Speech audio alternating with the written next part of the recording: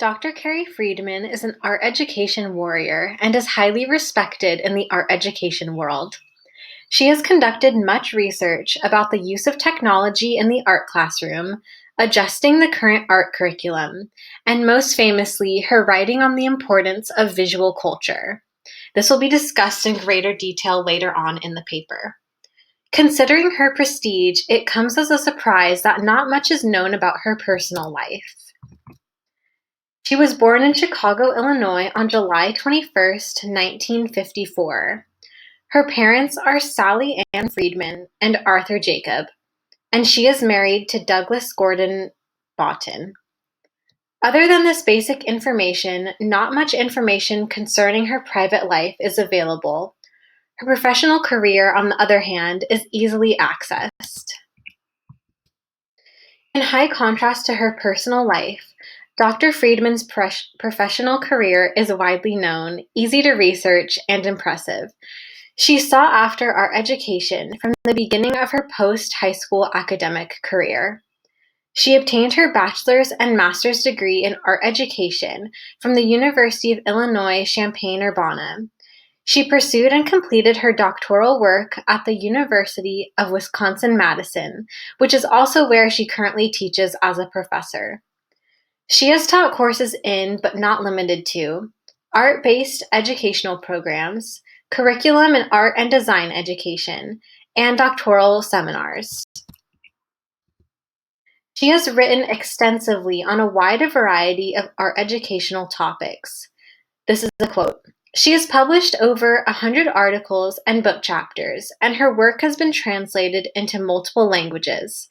She has done over 200 national and international presentations, end quote.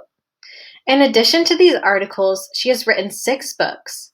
She is primarily known for her book on visual culture, which has by far received the most attention.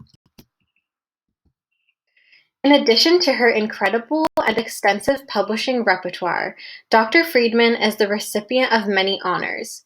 Most recently, she has received the Ziegfeld Award in 2019.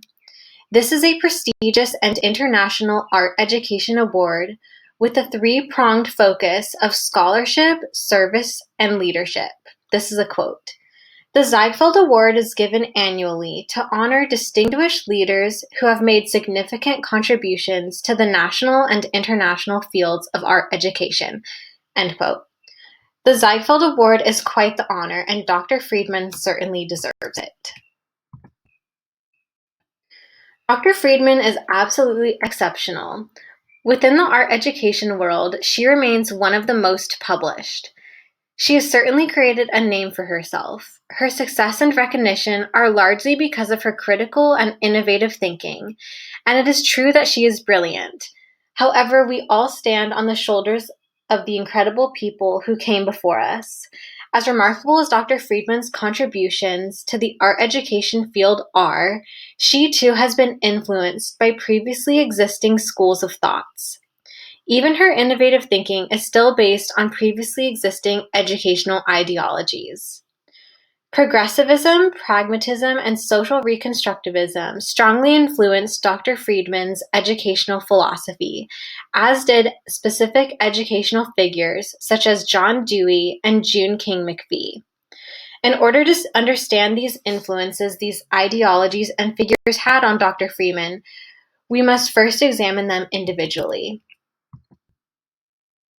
Progressivism developed as an ideology during the Enlightenment in the 18th century. However, its effects can still be felt in education today. Progressivism's essential premise focuses on students being able to pursue their interest, utilizing activities and collaborations. Therefore, students actively engage with their studies as opposed to being passive recipients of a lecture. These components are fundamental within Dr. Freedman's ideology. Progressivist educators have 3 primary aims. Remove the formalism, routine, and bureaucracy that devitalize learning in many schools. Devise and implement innovative methods of instruction that focus on children's needs and interests. Professionalize teaching and school administration. That was a quote. Two subgroups of thought exist within progressivism: the child-centered and the reconstructionist. As their names indicate, the child-centered progressivists believe that students should be able to seek after their own interests within schools, while the social reconstructionists believe that schools should serve as an institution that brings about political, economical, and social reform. Dr. Freedman resides somewhere in between these two groups.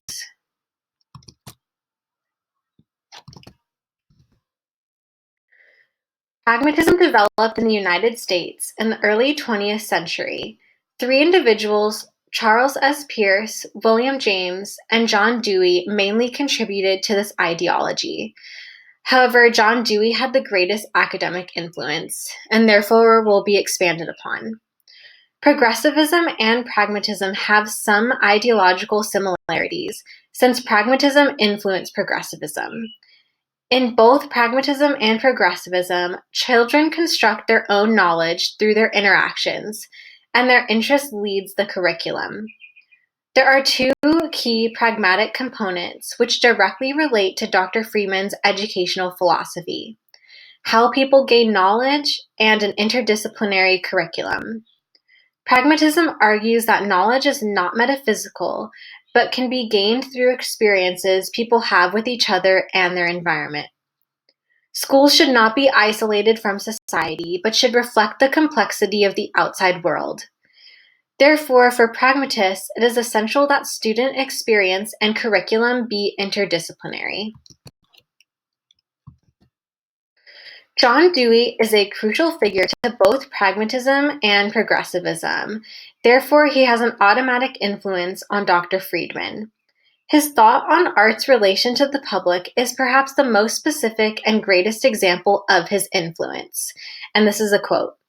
In the area of aesthetic values, Dewey emphasized the public nature of art. The work of art is a vehicle of shared communication and experiences between the artist and those who are engaged in the aesthetic experience. End quote. Everyone experiences and interacts with art, not only the elite. This idea, which questions who art is for, reoccurs through history. The next and final person of influence on Dr. Freedman echoes the same sentiment. June King McPhee was a prominent figure within art education of the 20th century. Her unique approach examined art education through an anthropological lens. She too challenged the notion that art belongs to the aristocracy. Art belongs to and affects everyone. People interact with art constantly, but do not realize it because art has a constricting definition. And this is a quote. McPhee argued that students were being disconnected from art not because they did not have art all around their lives, but because modernism had defined it so narrowly. End quote. The definition of art must be modified to include the art people experience every day. This is quintessential to Dr. Freedman's educational philosophy. McPhee also contested that art cannot be studied in isolation of other subjects, and it is imperative that art education makes these connections. Therefore, this links art educators with social change. The final historical influence on Dr. Freedman is social reconstructionism. This, like pragmatism, has its roots in progressivism. Thus, John Dewey also contributed to this ideology. As the name implies, this theory aims to improve society. Methods of accomplishing this include investigating and increasing awareness of institutions such as schools. However, social reconstructionists do not stop there. They also provide an action plan for those being oppressed. In her writings, such as Leadership in Art Education, Dr. Freedman not only addresses contemporary issues, but provides concrete steps educators can take to work towards a resolution. Social reconstructionists seek social equality through discourse and empowerment, specifically that of teachers and students. In terms of art education, they see art as a crucial aspect of everyday life for all people. And this is a quote. The emphasis is away from art in its isolation from life, toward art as an integral part of human activity, end quote. Art has an interdisciplinary component, and educators combine it with other subjects since art is a crucial aspect of life. And this is another quote. It should consist of many subjects carefully balanced with each other to produce a richer learning environment, end quote. The integration of art into other subjects reinforces its importance as well as helps students establish connections between disciplines. Since this paper examined Dr. Freedman's historical influences, it will now evaluate her educational philosophy. Dr. Freedman's educational philosophy is a mixture of all three ideologies: progressivism, pragmatism, and social reconstructivism. That might sound a bit odd, but actually these ideologies have overlapping themes such as focus on student interest, an interdisciplinary approach to art, and a connection between schools and the larger society. Dr. Freedman embraces these themes and adjusts them into her own research of visual culture. She asserts the importance of visual culture in present-day curriculum as it is relevant to students' lives. Visual culture can be an elusive subject. If one were to search for a precise definition of visual culture, he would find many interpretations. Indeed, experts debate about visual culture's definition. This is a quote. Anything visual produced, interpreted, or created by humans which has or is given functional, communicative, and or aesthetic content, end quote. Paul Duncan describes it as a society of the spectacle, which he expands upon, and this is another quote. The society of the spectacle refers to our tendency to turn our attitudes, beliefs, and values into images, end quote. Perhaps the reason defining visual culture proves challenging for experts relates to the lack of concreteness. It may be unsettling. One can easily identify that communication through images remains consistent through the differing definitions, but that does little to narrow it down. Dr. Freedman believes that visual culture's broadness can be its strength and does not affect its value. And this is a quote from Dr. Freedman. Visual culture does not necessarily require a precisely agreed upon definition. It is likely the multiple definitions of art through formal and informal education have helped to keep art fresh and in the process of change, end quote. The term's flexibility is advantageous and allows room for growth. Dr. Freedman's extensive writing revolves around visual culture, which still has a relatively young status. It traveled from Britain to the United States in the 1980s and gained an academic foothold a decade later. Since then, visual culture began to appear and continues to be developed in art educational resources as a result of scholars such as Dr. Freedman. She argues that visual culture is essential to art education, and this is a quote from her. Art education should help students reflect on the seductive power of visual culture so that they become aware of the continual learning that is part of their daily contact with it, end quote. As mentioned in the historical influences section, this demonstrates aspects of social reconstructivism and McPhee's influence, as well as the key components of progressivism and pragmatism. Visual culture inherently relates to the student interests because it is an integral part of their everyday lives. Dr. Freedman stresses this in her writing, especially in her book, Teaching Visual Culture. Students' interest today, as well as visual culture, often involves the internet. We live in an image-saturated society like never before.